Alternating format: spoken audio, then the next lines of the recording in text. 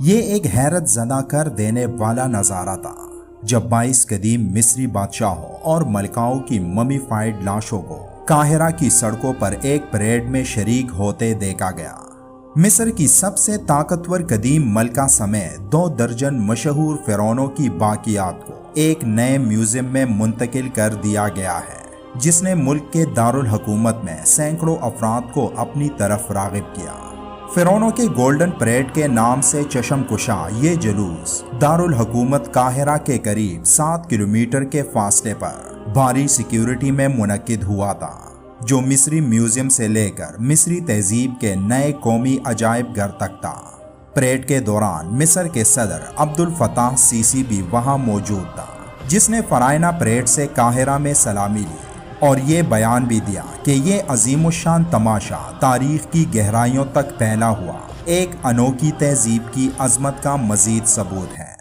سیکنزی تاؤدوم، جو 17ویں سلطنت کا آخری بادشاہ تھا اور جس نے 16ویں صدی قبل مسیح میں حکومت کی تھی، اور ایسا سمجھا جاتا ہے کہ اسے ایک پرتشدد موت کا سامنا کرنا پڑا تھا، اس کا تابوت پہلے نمبر پر موجود تھا، جبکہ 12ویں صدی قبل مسیح میں حکومت کرنے والے ریمیسس 9 آخری نمبر پر تھا۔ ایک اور فرعون ریمیسس دوم، جس نے 67 سال تک حکمرانی کی اور مصر کی تاریخ کی سب سے طاقتور خاتون ملکہ ہیتس بھی اس مختصر سفر کا حصہ تھے۔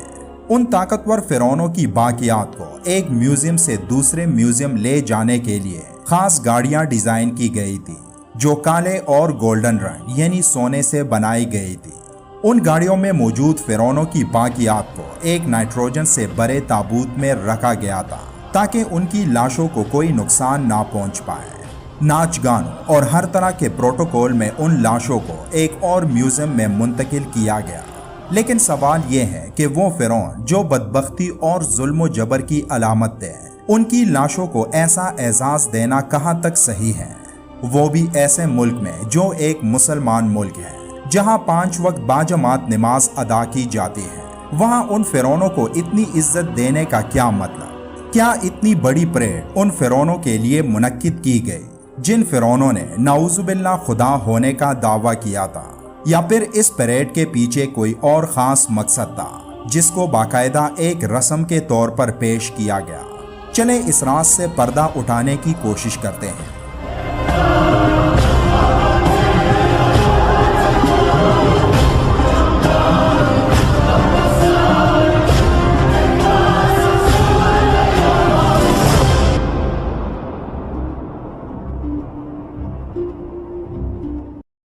قدیم مصری مذہب میں ایک خاص خصوصیت مختلف عقائد کا وجود تھا۔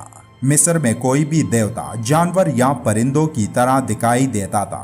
مصر کے انہی دیوتاؤں میں ہورس نامی ایک بادشاہ بھی گزرا تھا، جسے بھی دیوتا سمجھا جاتا تھا۔ قدیم داستانوں میں ذکر ملتا ہے کہ مصری دیوتا ہورس کے والد اوسیرس کو اس کی پیدائش سے قبل ایک صحرائی دیوتا نے مار دیا تھا، جس نے اوسیرس کی طاقت پر قبضہ کرنے کی کوشش کی تھی۔ لہٰذا اپنے والد کی طرح ہورس بھی فرعون کی طاقت کا سرپرست بزرگ بن گیا۔ ابتدائی طور پر ہورس کو شکار کا دیوتا سمجھا جاتا تھا، لیکن بعد میں وہ جنت اور سورج کا دیوتا بنا، جس نے عقاب کا ایک ماسک پہنا ہوتا اور جس کی ایک آنکھ تھی۔ تاریخی داستانوں میں درج ہے کہ ہورس نے اپنی ایک آنکھ ایک لڑائی میں اس وقت کھوئی تھی جب وہ اپنے والد کے قاتل سے بدلہ لینے کے لیے اس سے جنگ میں مصروف تھا۔ اس جنگ میں اپنے والد کے قاتل سے بدلہ اور جنگ کی فتح کی خوشی میں ہورس نے اپنی اس ایک آنکھ کو خصوصی اہمیت دینا شروع کر دی، اور وہ یہی سمجھتا کہ اسی آنکھ کی وجہ سے ہی اسے فتح نصیب ہوئی ہے۔ ہورس، جس کو سن گاڈ بھی کہتے ہیں یعنی سورج دیوتا، اور ہم مسلمان اس کو کانا دجال کہتے ہیں، اس کی ایک آنکھ آج کے دور میں انتہائی اہمیت کی حامل ہے، جس کو آپ ہر جگہ دیکھتے ہیں بس محسوس نہیں کرتے ہیں۔ پوری کی پوری ہالی ووڈ انڈسٹری اس ایک آنکھ کی وجہ سے ہے، اور اسی لیے ہر فلم میں اس ایک آنکھ کو دکھایا جاتا ہے۔ کبھی غور کیا ہے کہ امریکی ڈالر پر احرام کی تصویر اور اس پر آنکھ ہی کیوں ہے؟ سٹار آف ڈیوڈ، جو کہ اسرائیل کے جھنڈے پر ہے، امریکی ڈالر میں آرام سے ڈھونڈا جا سکتا ہے۔ اہرام یعنی پیرامڈ مصر کے لحاظ سے جانے جاتے ہیں، اور فرعون بھی مصر میں ہی تھے۔ तो फिर इनका अमेरिका से क्या ताल्लुक? फिरौनों की एक क्वालिटी थी कि उन्होंने मिस्र से पूरी दुनिया पर हुकूमत की, यानी सुपर पावर बने। तो कभी आपने सोचा है कि एकदम फिरौन कहाँ गायब हो गए? रोमन एम्पायर का नाम तो सुना ही होगा, बल्कि पढ़ा भी होगा, क्योंकि आजकल पढ़ाई में सब कुछ इन्हीं से अखज़ है। फिरौन मिस्र से रोम गए, वहां से बरतानिया और अमेरिका। कदीम मिस्री देवता और रोमन देवता का मवाजना करें, फिर हिंदुओं के देवता को पढ़ें। ईसाइयों ने जो हजरत ईसा अलैहिस्सलाम की शबीह बनाई है, उसे गौर से देखें तो हर एक के पीछे आपको सूरज नजर आएगा। जी हाँ, ये हजरत ईसा नहीं बल्कि हॉरस है, यानी शैतान का रूप। मजहब को पढ़ें, कड़ियों से कड़ियां मिलती जाएंगी और हर मजहब में बहुत सी तब्दीलियां नजर आएंगी और इन सब की कड़ियां एक ही हैं। क्या आप जानते हैं कि बरतानिया की रॉयल फैमिली फिरौनी खून है? अगर आप इस बारे में रिसर्च करें तो आपका दिमाग खुलता जाएगा। और यही वजह है कि फिरौन के इस गोल्डन परेड में बरतानवी शाही खानदान की मलका एलिजाबेथ की बहन शहजादी मार्गरेट भी मौजूद थी। और फिर अमरीकी सुदूर की हिस्ट्री पढ़ें। उसे पढ़ने के बाद जो हैरतनाक बात सामने आती है वो ये कि ये सब आपस में रिश्तेदार हैं, दूर के ही सही, लेकिन खून एक ही है। और इस खून की कड़ियां बरतानवी शाही खानदान से होते हुए फिरौन मिस्र तक पहुंची है।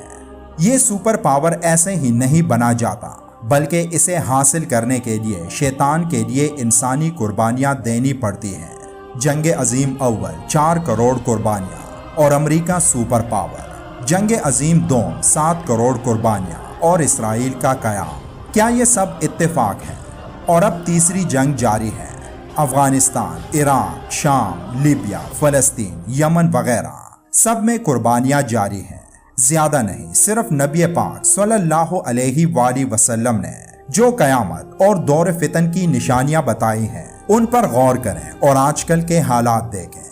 हॉरस, जिसे कदीम देवता तस्वर किया जाता है, ये दरअसल उसी झूठे मसीहा का कदीम नाम है, जिस झूठे मसीहा को कयामत से कबल इस दुनिया पर सबसे खतरनाक फितना करार दिया गया है।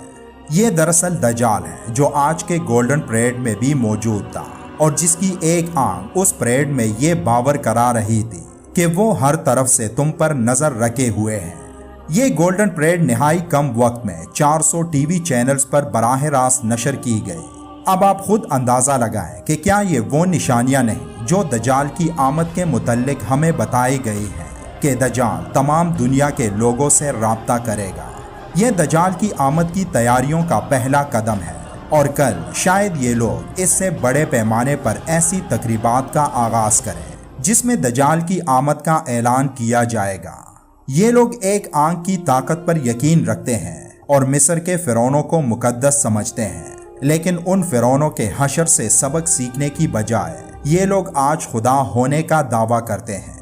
ये लोग इस खुशफहमी में हैं कि दज्जाल उनकी मदद करेगा, लेकिन दज्जाल जिसका काम ही धोखा होगा और उसका कोई दोस्त नहीं होगा, वो सिर्फ इन लोगों को अपने मकसद के लिए इस्तेमाल करेगा और फिर छोड़ देगा।